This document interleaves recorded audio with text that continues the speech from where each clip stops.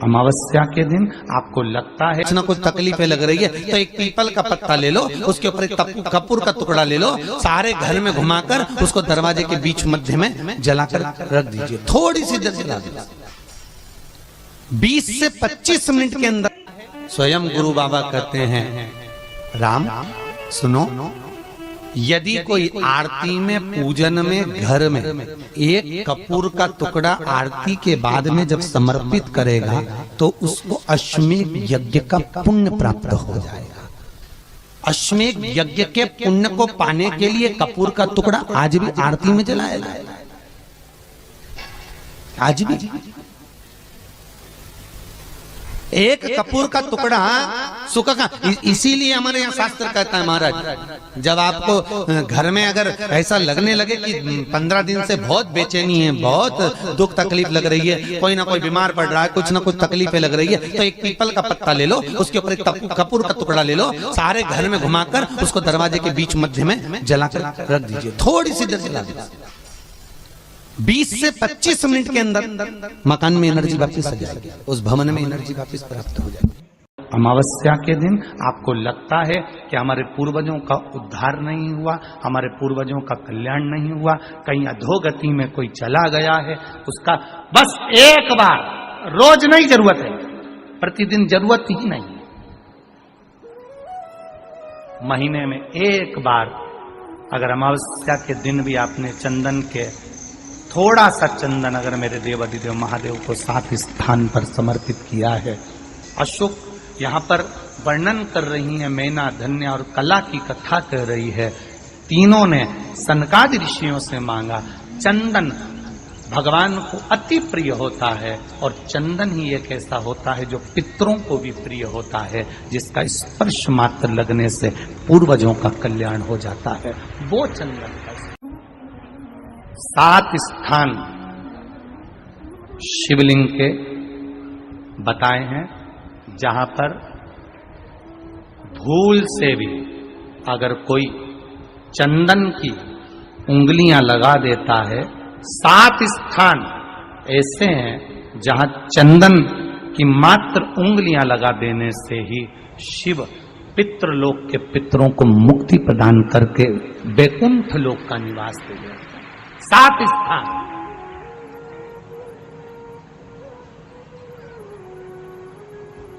और वो 7 स्थान जो चंदन के बताए गए, पहला भगवान देवाधिदेव महादेव के शिवलिंग पर चंदन का लेपन।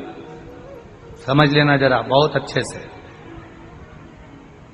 आपको लगता है स्वप्न में कोई मुर्दे दिख रहे हैं, या कोई जल रहा है, या कोई मर रहा है, या कोई चला गया है, ऐसा भय लगता है।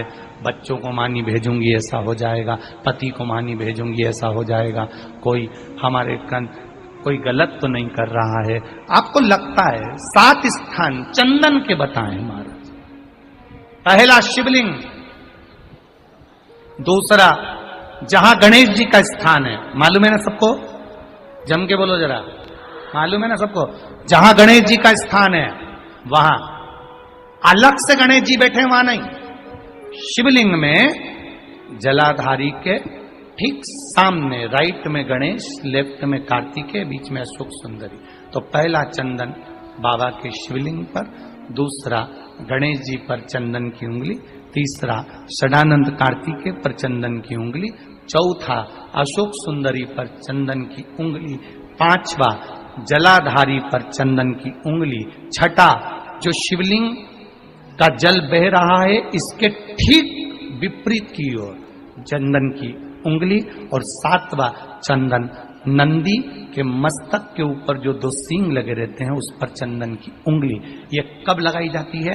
या तो अमावस्या के दिन आपको लगता है कि हमारे पूर्वजों का उद्धार नहीं हुआ, हमारे पूर्वजों का कल्याण नहीं हुआ, कहीं अधोगति में कोई चला गया है, उसका बस एक बार, रोज नहीं जरूरत है, प्रतिदिन जरूरत ही नहीं,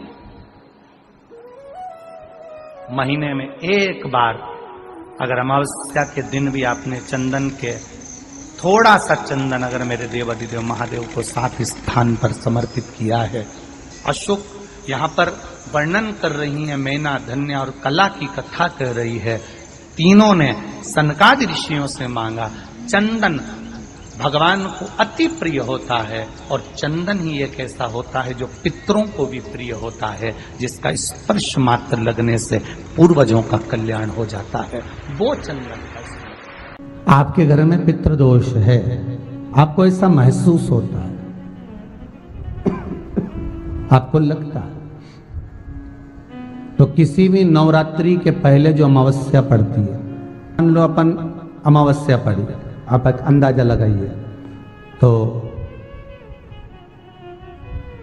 जिस दिन अमावस्या रहे उस दिन चावल की कटोरी में एक कपूर का टुकड़ा रख दीजिए महाराज, छोटा सा, और कपूर का टुकड़ा रखकर उस कपूर को दरवाजे के बाहर कटोरी में ही, चावल रखी हुई कटोरी में ही उसको पितरों का स्मरण कर कर जला दीजिए।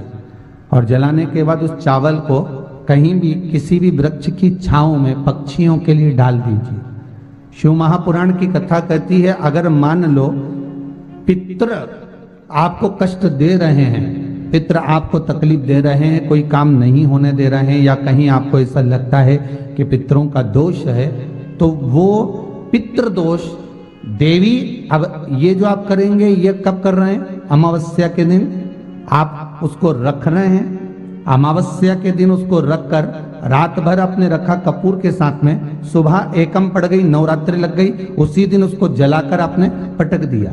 अर्थात उससे देवी और पितृ इन दोनों का आशीर्वाद जो प्राप्त होता है, तो घर में से पितृदोष समाप्त होकर लक्ष्मी की वृद्धि प्रारंभ हो जाती है, कार्य में सिद्धता आ जाती है। मान लो अगर पितृदोष है तो करो, नहीं है बड़े अलमस्ती से रहो, तो ये पितृदोष का स्मरण। तो यहाँ शास्त्र कह रहा है कि पितरों का जो लोक होता है, पितर जो लोक होता है, उस पितृलोक में 64 योगिनियां प्रवेश नहीं करती। शिव महापुराण कर रही है, शंकर की कथा कर रही है। एक छोटा सा उपाय अवश्य करिए। मान लो आपको लग रहा है कि आपके घर में पितृदोष है, आपको ऐसा महसूस होता है, अमावस्या पड़ती है, चावल की कटोरी में एक कपूर का टुकड़ा रख दीजिए महाराज, छोटा सा, और कपूर का टुकड़ा रखकर उस कपूर को दरवाजे के बाहर कटोरी में ही, चावल रखी हुई कटोरी में ही उसको पितरों का स्मरण कर कर जला दीजिए। और जलाने के बाद उस चावल को कहीं भी किसी भी वृक्ष की छांव में पक्षियों के लिए डाल दीजिए। शिव महापुराण की कथा कहती है, अगर मान लो पितृ आपको कष्ट दे रहे हैं, पितृ आपको तकलीफ दे रहे हैं, कोई काम नहीं होने दे रहे हैं, या कहीं आपको ऐसा लगता है कि पितरों का दोष है, तो वो पितृदोष देवी, अब ये जो आप करेंगे ये कब कर रहे हैं? अमावस्या के दिन आप उसको रख रहे हैं, अमावस्या के दिन उसको रखकर रात भर आपने रखा कपूर के साथ में, सुबह एकम पड़ गई, उसी दिन उसको जलाकर आपने पटक दिया। अर्थात उससे देवी और पितृ इन दोनों का आशीर्वाद जो प्राप्त होता है, तो घर में से पितृदोष समाप्त होकर लक्ष्मी की वृद्धि प्रारंभ हो जाती है। अमावस्या के दिन प्रदोष काल में, प्रदोष के समय पर, प्रदोष काल में शाम के समय पर जाकर किसी भी नदी, तालाब, बावड़ी, कुआं, कहीं ना कहीं जो आपके पास में हो, वहां पर एक घी का दिया, बत्ती का मुंह दक्षिण की ओर कर कर अवश्य जला कर जाना, सारे पितृ दोष समाप्त हो जाएगा। अगर नदी, तालाब, बावड़ी, कुआं नहीं है तो पीपल का वृक्ष हो या बेलपत्री का वृक्ष हो या बट का वृक्ष हो, उसके नीचे लगा दो प्रदोष काल में। पर अमावस्या के दिन लगाएं जरूर। क्यों? क्योंकि अमावस्या 16 दिन तक पितृ मृत्यु लोक में आने के बाद में भोजन ग्रहण करते हैं। अमावस्या के दिन पितृ शाम के समय प्रदोष काल में शंकर भगवान का नाम जाप कर कर नदी, तालाब, बावड़ी पर पानी पीने जाते हैं। वहां से जल का आचमन कर कर पितृ अपने लोक को चले जाते हैं प्रदोष काल के समय पर। इसलिए प्रदोष काल में जलाशय के पास में बावड़ी, कुआं, नदी, तालाब के किनारे पर दिया लगाया जाता है दक्षिण की ओर मुख कर कर बत्ती का, तो पितृ आशीर्वाद देते हुए जाते हैं कि फलो फूलो, आगे बढ़ो, उन्नति करो, तरक्की करो। ये पितरों का आशीर्वाद रहता है, पितरों का वर रहता है। आप देंगे, कुछ करा ना करा, फिर अमावस्या के दिन उस दिन दिया दक्षिण की ओर बाती का मुख कर कर। 7 स्थान ऐसे हैं जहां चंदन की मात्र उंगलियां लगा देने से ही शिव पितृलोक के पितरों को मुक्ति प्रदान करके वैकुंठ लोक का निवास दे रहे 7 स्थान, और वो 7 स्थान जो चंदन के बताए गए हैं। पहला, भगवान देवाधिदेव महादेव के शिवलिंग पर चंदन का लेपन। समझ लेना जरा बहुत अच्छे से। आपको लगता है स्वप्न में कोई मुर्दे दिख रहे हैं, या कोई जल रहा है, या कोई मर रहा है, या कोई चला गया है, ऐसा भय लगता है। बच्चों को मानी भेजूंगी, ऐसा हो जाएगा। जिनके यहाँ पितृदोष होता है, काल सर्प दोष होता है, वास्तु दोष होता है, उनको ज्यादा कुछ नहीं करना होना। महाराज एक बेल का फल लीजिए, उसके अंदर का जो गुर्दा होता है, अंदर का जो भाग होता है, उसको निकाल लीजिए और उस बेल के फल में आटा सेक कर उसमें शक्कर मिलाकर उसको उसके अंदर भर लीजिए। अमावस्या के दिन सुबह 10 बजे से पहले उसको अपने घर में घुमाने के बाद में जिसको काल सर्प दोष बताया है, पितृदोष बताया है, या वास्तु दोष का स्मरण बताया है, घर में सब दूर घुमाकर अपने परिवार का हाथ का स्पर्श कराकर पीपल के पेड़ के नीचे खड्डा खोदकर उस बेलपत्र के उस फल को दाब दीजिए। महाराज केवल एक अमावस्या करना रहता है, पितरों के दोष से मुक्ति मिलती है और हमारे घर के कार्य सफल होना प्रारंभ हो जाता है।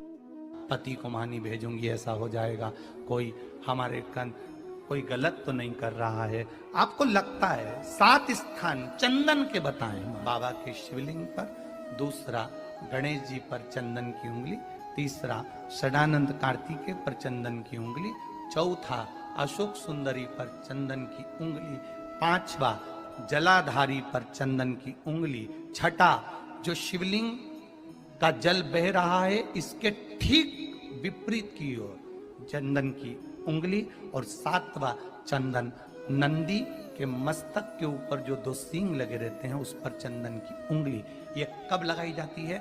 या तो अमावस्या के दिन। आपको लगता है कि हमारे पूर्वजों का उद्धार नहीं हुआ, हमारे पूर्वजों का कल्याण नहीं हुआ, कहीं अधोगति में कोई चला गया है, उसका बस एक बार, रोज नहीं जरूरत है, 4 दिन दुकान अच्छी चले, बाकी के समय बैठना पड़े, समझ लेना पितृदोष। घर में बच्चे चिड़चिड़े हो जाए, गलत संगति में डूब जाए, समझ लो चिड़चिड़ हो रहे हैं, पितृदोष। घर के बच्चे माता पिता का आदर ना करें, सम्मान ना करें, तेज आवाज में बात करें, समझ लो पितृदोष। पितृदोष मालूम पड़े। और इतने से भी अगर आप नहीं समझ सकते, परिवार का कोई एक व्यक्ति जब जब भोजन करने बैठे तब तब उसकी थाली में बाल आए, भले वो होटल में खाए तो भी बाल आ जाए, वो कहीं खाना खा रहा है तो बाल आ जाए। 8-15 दिन में, 4 दिन में, 3 दिन में, 2 दिन में, 6 दिन में आपकी थाली के भोजन में अगर बाल निकल रहा है, केश निकल रहा है, समझ लेना कि पितृ आपसे कुछ मांग रहे हैं, पितृ आपसे कुछ चाहते हैं। महाराज एक बेल का फल लीजिए। क्या लेना है? बेल का फल, बेलपत्री का जो फल होता है उसको ले लो, उसके अंदर का जो गुर्दा होता है, अंदर का जो भाग होता है, उसको निकाल लीजिए और उस बेल के फल में आटा सेक कर उसमें शक्कर मिलाकर उसको के अंदर भर लीजिए। अमावस्या के दिन सुबह 10 बजे से पहले उस बेल फल में जिसमें तुमने पंजेरी भरी है, आटा सेक कर भरा है शक्कर के साथ में, उसको अपने घर में घुमाने के बाद में जिसको काल सर्प दोष बताया है, पितृदोष बताया है, या वास्तु दोष का स्मरण बताया है, घर में सब दूर घुमाकर अपने परिवार का हाथ का स्पर्श कराकर पीपल के पेड़ के नीचे खड्डा खोदकर उस बेलपत्र के उस फल को दाब दीजिए। महाराज केवल एक अमावस्या करना रहता है, पितरों के दोष से मुक्ति मिलती है और हमारे घर के कार्य सफल होना प्रारंभ हो जाते हैं। कार्य की सफलता होती है, कार्य में सफलता प्राप्त होने लगती है। हम तो कई बार कहते हैं महाराज जी, अगर ऐसा लगे किसी औषधि को आप ले रहे हैं, मालूम पड़े कि औषधि आपको लग नहीं रही है, शिव महापुराण की कथा करेंगे, मान लो औषधि आपको नहीं लग रही, आपने औषधि बहुत दिनों से ले रहे हो, कोई दवाई, मान लो आप किसी भी दवाई को ग्रहण कर रहे हैं और वो औषधि लगी नहीं रही है, वो शरीर को लगी नहीं पा रही और आप ठीक ही नहीं हो पा रहे, 15 दिन हो गए, 8 दिन हो गए, बताओ, उतना की उतना ही कैटरीना है, उतना ही उतना अपना भरा हुआ, वही की वही लीवर, वही की वही किडनी, वही की वही स्मरण, सभी कुछ वही वही है,